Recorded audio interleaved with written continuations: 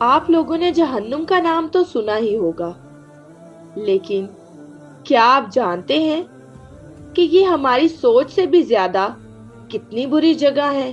اور کیا آپ یہ بھی جانتے ہیں کہ جہنم میں رہنے والوں کے ساتھ کیسا برا سلوک روا رکھا جائے گا اور ان کو کیا کیا سزائیں دی جائیں گی؟ ان سب سوالات کے جوابات جاننے کے لیے میری اس ویڈیو کو لازمی دیکھیے۔ جہنم وہ ایک جیل ہے، مگر دنیا کی خطرناک سے خطرناک جیل اس کے مقابلے میں پیچھے ہے۔ جہنم وہ ایک عقوبت خانہ ہے، مگر دنیا کا کوئی عقوبت خانہ اس کا مقابلہ نہیں کر سکتا۔ جہنم وہ ایک ٹارچر سیل ہے، مگر دنیا کا ہر ٹارچر سیل اس کے مقابلے میں صفر ہے۔ سورۃ الفرقان میں ہے کہ بے شک وہ بری قرار گاہ اور قیام گاہ ہے۔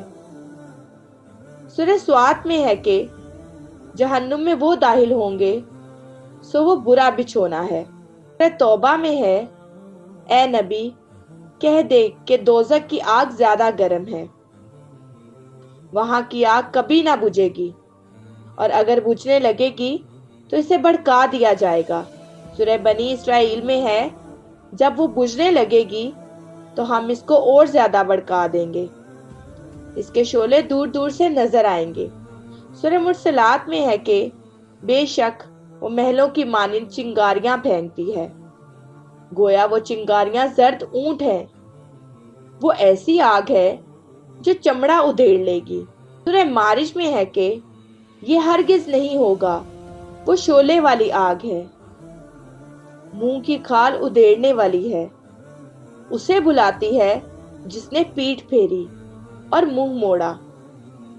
وہ عجیب و غریب آگ ہوگی جو دلوں پر شعلہ زن ہوگی۔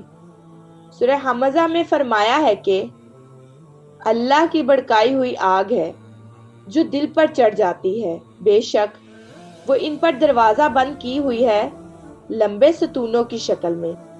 جہنم کے 7 دروازے ہیں اور ہر دروازے سے داخل ہونے والے بھی مقرر ہیں۔ سورۃ الحجر میں ہے کہ اس کے 7 دروازے ہیں، ہر ایک دروازے کے لیے ان میں سے بانٹا ہوا ایک حصہ ہے۔ جہنم بہت وسیع و عریض ہے، بے شمار انسانوں کو اس میں جھونک دیا جائے گا، مگر وہ پھر بھی نہیں بھرے گی۔ سورہ کاف میں ہے کہ جس دن ہم دوزخ سے پوچھیں گے کہ کیا تو بھر گئی، اور وہ کہے گی کہ کچھ اور بھی ہے تو لے آؤ۔ جہنم میں جانے والے لوگ نہ تو زندہ ہوں گے اور نہ مردہ، بلکہ وہ موت و حیات کی کشمکش میں ہوں گے۔ سورہ طٰہٰ میں ہے کہ بے شک جو شخص اپنے پروردگار کے ہاں گنہگار ہو کر حاضر ہوگا، اس کے لیے دوزخ ہے، نہ وہ اس میں مرے گا اور نہ ہی زندہ رہے گا۔ جہنمیوں کے گلے میں توق پڑے ہوئے ہوں گے، انہیں زنجیروں میں جکڑ دیا جائے گا اور بڑی ذلت و خواری کے ساتھ گھسیٹتے ہوئے انہیں جہنم میں ڈال دیا جائے گا۔ سورۃ المومن میں ہے کہ جب ان کی گردن میں توق اور زنجیریں ہوں گی، ان کو گھسیٹتے ہوئے کھولتے ہوئے پانی میں لے جایا جائے گا، پھر یہ آگ میں جھونک دیے جائیں گے۔ سورۃ الحاقہ میں اس ناکام انسان کے بارے میں بتایا گیا ہے جس کا اعمال نامہ اس کے بائیں ہاتھ میں دیا جائے گا۔ فرمایا کہ اور وہاں جس کا نامہ اعمال بائیں ہاتھ میں دیا جائے گا تو وہ کہے گا کیا اچھا ہوتا کہ جو مجھے میرا نامہ اعمال ہی نہ ملتا اور مجھے خبر ہی نہ ہوتی کہ میرا حساب کیا ہے۔ کاش موت ہی ہاتمہ کر چکی ہوتی، میرا مال میرے کچھ کام بھی نہ آیا۔ دوستیوں کو کھانے پینے کے لیے جو کچھ دیا جائے گا اس کا تصور بھی ہمارے لیے محال ہے، لیکن چونکہ اس کے علاوہ کچھ ہوگا ہی نہیں، اس لیے وہ اسے کھانے اور پینے پر مجبور ہوں گے۔ سورہ کاف میں ہے کہ اور اگر وہ فریاد کریں گے تو ان کی فریاد رسی ایسے پانی سے کی جائے گی جو پگھلے ہوئے تانبے کی مانند ہوگا، وہ منہوں کو بھون ڈالے گا، برا پینا ہے اور وہ آگ فائدہ اٹھانے میں بری ہے۔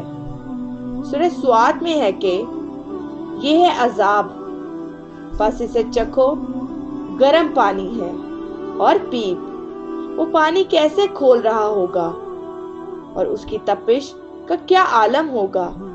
इस चीज को सूरह मोहम्मद में बयान किया गया है और इन्हें खोलता हुआ पानी पिलाया जाएगा, सो वो इनकी आंतें काट डालेगा।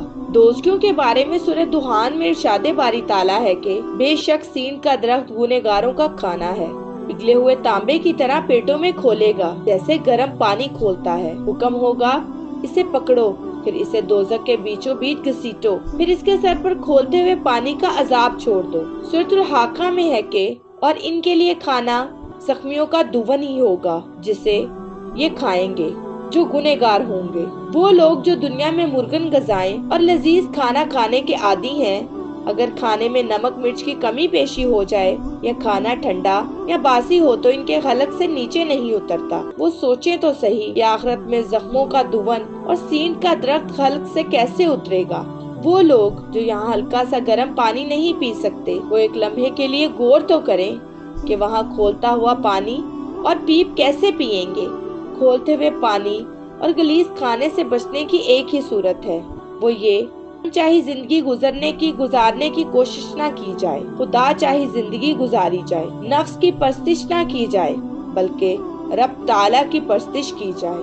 मैं उम्मीद करती हूँ कि मेरे नाजरीन को मेरी आज की वीडियो बहुत ही दिलचस्प और मालूमाती लगी होगी, और अगर आप ऐसे बहुत से इस्लामी वाक़यात सुनना चाहते हैं तो हमारे चैनल इकरा इस्लामिक स्टोरीज को लाइक, शेयर और सब्सक्राइब करना मत भूलें, और साथ ही साथ बेल आइकन बटन को जरूर दबाएं ताकि हर आने वाली नई वीडियो का नोटिफिकेशन आपको आपकी स्क्रीन पर मिले। अब मैं आपसे इजाजत चाहूंगी। शुक्रिया। अल्लाह हाफिज।